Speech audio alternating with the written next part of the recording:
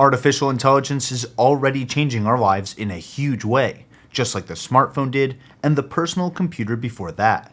So in this episode, I'm going to highlight some of the latest investing research on AI and show you which companies could dominate this $100 trillion market opportunity. By the way, that's roughly 4 times the size of the US economy today. So you don't want to miss this. Your time is valuable, so let's get right into it. If you've been watching this channel for a while, you know that I think it's important to understand the science behind the stocks. Telling the difference between disruptors and the companies being disrupted can give you a big advantage as an investor. And in my opinion, nobody does a better job covering big AI breakthroughs and the investing opportunities that come with them than ARK Invest. Well, a couple weeks ago, Cathie Wood released a special monthly video, where she and a couple ARK Invest analysts broke down their views on the big AI market. Here's a short clip for some context. AI has captured the imagination of the world, consumers and businesses. We've been AI everything and everywhere in terms of our analysis, practically since the beginning of the firm. So every stock in our portfolio has been analyzed with that lens on. And to give you the best example of this, NVDA, 2014. We owned NVDA. We were exposed to NVIDIA. NVIDIA at that time was a $5 stock, and now it is a $400 stock. $5 and somewhere in the $5 to $10 billion now has scaled to $1 trillion. So now people do understand that AI is a big idea. So this is a big reason that I track ARK Invest's research and their investments. They were buying NVIDIA stock back in 2014, and they were one of the first research firms to realize that GPUs would be useful for way more than just gaming. For example, before Tesla made their own self-driving chips, they used NVIDIA's GPUs. And for years, these kinds of applications weren't priced into NVIDIA's stock. And ARK Invest spent those years buying the stock for pennies on the dollar. But they didn't keep this information to themselves. They actually released plenty of articles in 2016 and 2017 explaining their research and their reasoning for buying these mispriced stocks. And they published their trades at the end of every market day. Well, I've been downloading and keeping track of ARK Invest's trades for about 3 years now, which lets me see some pretty interesting patterns in their trades over long periods of time. Here, let me show you. Let's take a quick look at which stocks ARK Invest has been buying over the last quarter. This is the latest version of my ARK Invest tracker. A few people came back to me saying they had trouble using the old one, so I made this one as simple and as streamlined as I could. I left notes on every section right on the page, but let me walk you through it. ARK Invest currently has a little over $13 billion in assets under management, which is up around 6% from the start of the quarter. We care about that because we want to see which stocks that Cathie Wood bought the most, relative to the growth of her funds. Think about it this way. If a position in a stock only went up because her funds grew overall, that's not the same thing as her buying a specific stock hand over fist like she did with NVIDIA 5 years ago. So this combined AUM number gives us a good baseline to compare individual positions against. So here's ARK Invest's biggest new positions for quarter 2 across all of their funds combined. Palantir, Meta Platforms, Taiwan Semiconductor, The Trade Desk, Pure Storage, and SoFi. If you want to know why they're buying these stocks specifically, make sure you watch until the end of the video, because I'll show you straight from the source. Let me know in the comments if you see a specific stock that you want me to dive into first. Another useful thing to track is which stocks have the biggest increase in share count. Remember, the size of Cathie Wood's positions depend on the stock's price and how many shares she holds. She can't control the price, at least not yet, but if she's loading up on shares, that means that ARK Invest probably sees something that the market is missing about that company, regardless of how the stock is performing in the short term. So, for example, they hold more shares of Joby Aviation than they did at the start of the quarter, even though Joby's stock price has gone up by over 65%. One thing to note here is that ARK Invest actually bought most of these shares in Joby about a month before the price jumped, so they could make a pretty penny if they sell those shares soon. ARK Invest also bought a ton of Teradyne, CrowdStrike, Cloudflare, and Prime Medicine over the last quarter, increasing their share counts anywhere from 40 to 80% in each position. So if you're interested in disruptive innovators, these are all companies you should put on your watch list and dig more into. By the way, if you want another great place to see all of ARK Invest's holdings in real time, check out Moomoo. Moomoo is a trading app designed to help advanced investors find great stocks at great prices. One of my favorite features is their institutional tracker. You can see which industries institutions are investing in, which stocks they hold the most overall, and which stocks they've been buying and selling most recently. You can even dive into specific institutions like Berkshire Hathaway or ARK Invest. You can see their trades across the entire firm and click a specific stock to see every single transaction and at what price. No wonder Moomoo has almost 20 million advanced investors on their platform. And right now, they're giving away up to 15 free stocks, each valued at up to $2,000, plus a $100 cash bonus and a free share of C3 AI when you use my link to sign up, and a free share of Tesla or Google when you deposit at least $5,000. If you're trying to invest in AI, all these free stocks are an absolute no-brainer. All you need to do is download the app using my link, keep your funds at that level for at least 60 days, and enjoy up to 17 free stocks. But this offer ends very soon, so make sure to get started today. Alright, another thing I want to show you is which stocks ARK Invest sold the most. When they sell out of a stock that's going down in price, that indicates low long-term conviction because otherwise they'd be buying the dip.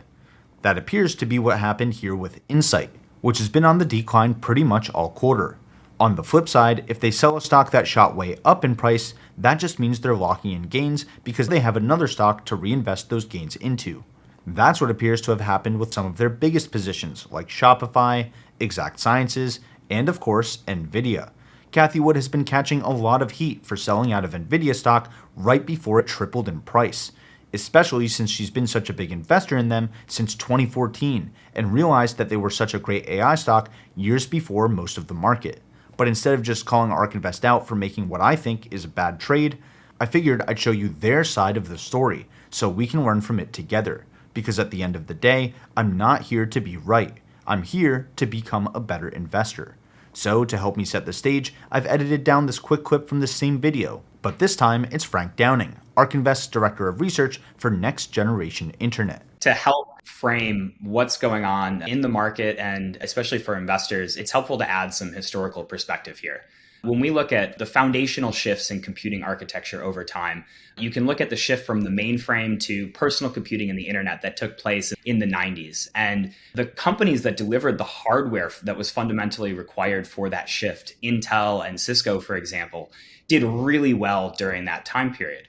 But when you look towards the end of the decade, 2000, 2001, companies like Microsoft that were delivering the kind of new products and services with Windows and Office, Oracle on the database side, Microsoft actually surpassed Intel in revenue, and now 10, 20 years later is multiples of Intel's revenue. So the hardware was the necessary investment first, but the companies that were delivering the software experiences on top of it were able to generate much more revenue after that initial investment cycle and at higher gross margins as well.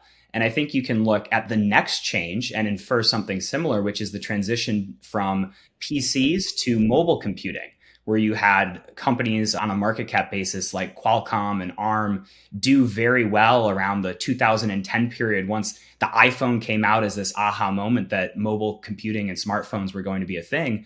Those companies did great. And then a lot of value accrued to the companies that deployed software and services on top of those mobile phones, be it Google or Apple's services, really accruing a lot of that value that came after that initial surge in hardware.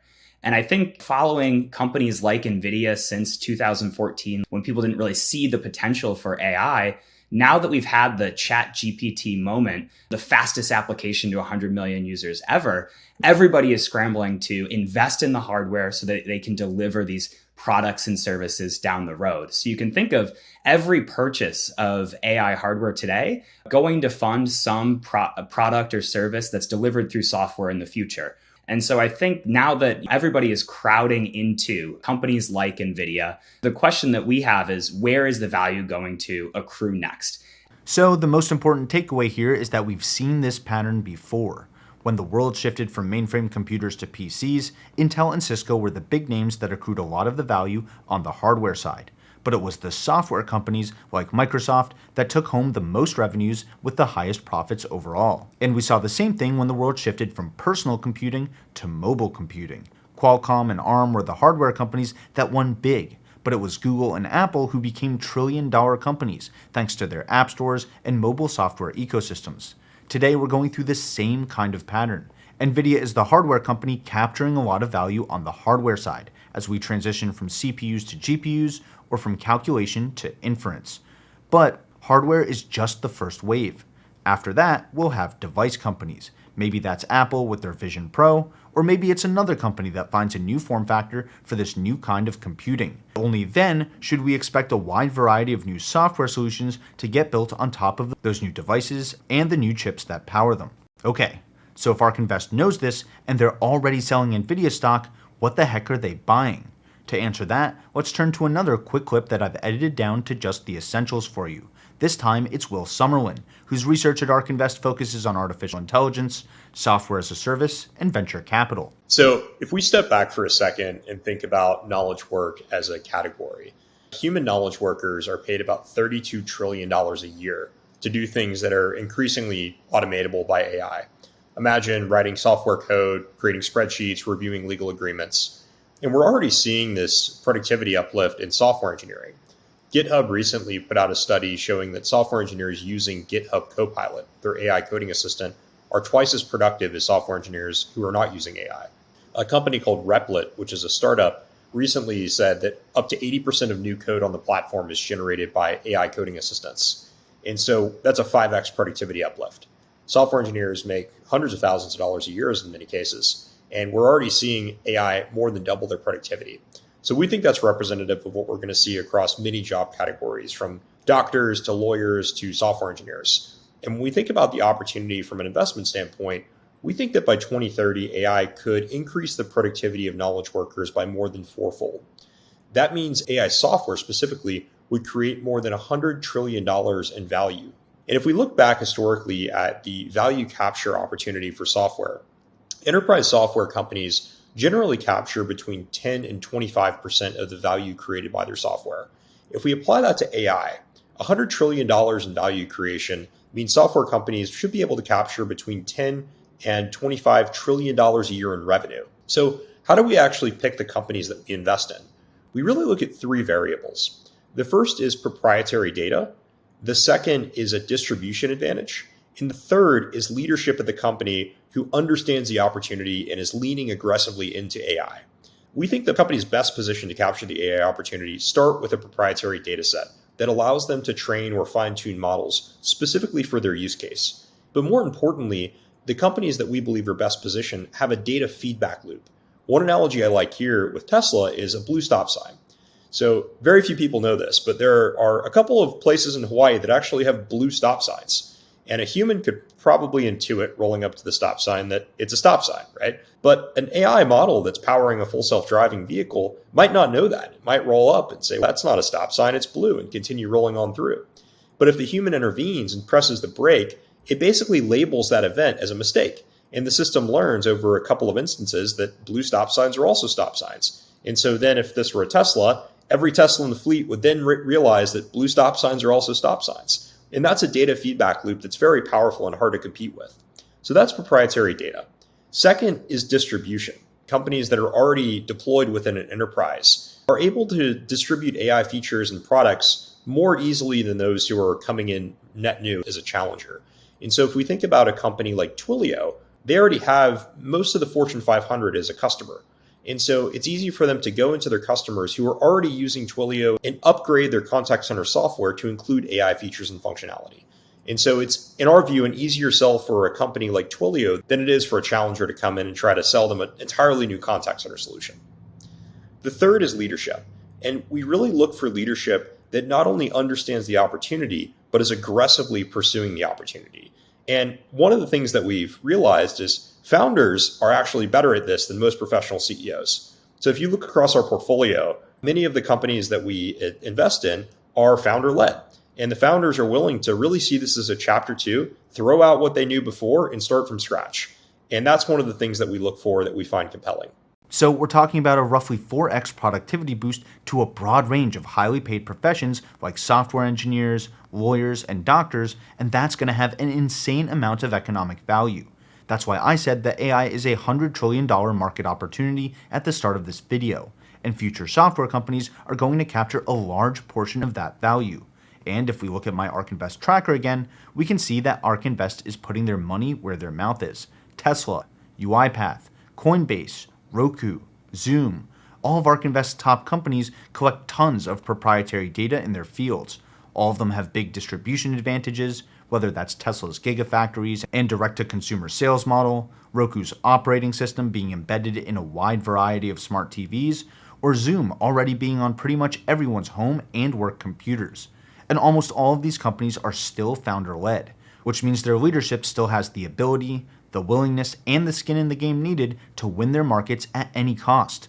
I should also point out that companies don't need to be small to win big. Tesla, Meta Platforms, and NVDA have all touched trillion-dollar valuations. They all have tons of proprietary data, huge distribution advantages, and they're all founder-led today. That's why I think they're still in ARK Invest funds while other mega caps are not. Whether you agree with ARK Invest stock picks or not, at least now you know what they've been up to over the last quarter. And now that I have my tracker up and running again, I'll be covering their research and stock picks way more often. And if you want access to this tracker for yourself, I've included a link for you in the description below as well. Don't worry, it's completely free. And if you feel I've earned it, consider hitting the like button and subscribing to the channel. That lets me know to put out more research like this. Either way, thanks for watching, and until next time, this is ticker symbol U. My name is Alex, reminding you that the best investment you can make is in you.